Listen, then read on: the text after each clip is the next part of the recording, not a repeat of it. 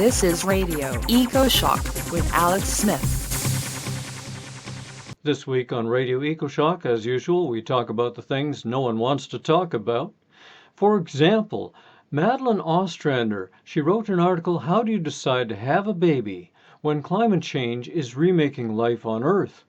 Pretty fundamental question. A lot of people are asking that, but they don't want to talk about it at the dinner table. Madeline tells us about a group called Conceivable Futures, which is meeting on the East Coast to discuss just that.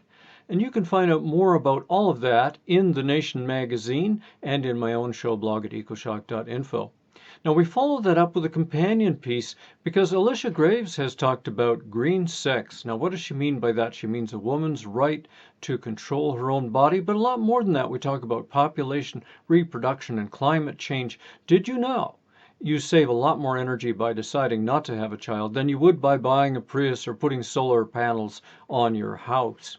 And we wrap it up with a really important discussion about extreme precipitation events. We're talking about droughts, and we're talking about those tremendous rainfalls where you get a year's worth of rain in a day.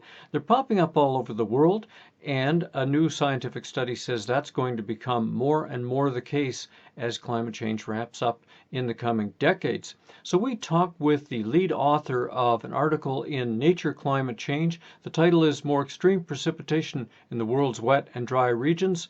We talk with Marcus Donat, the professor from the University of New South Wales. He's the lead author.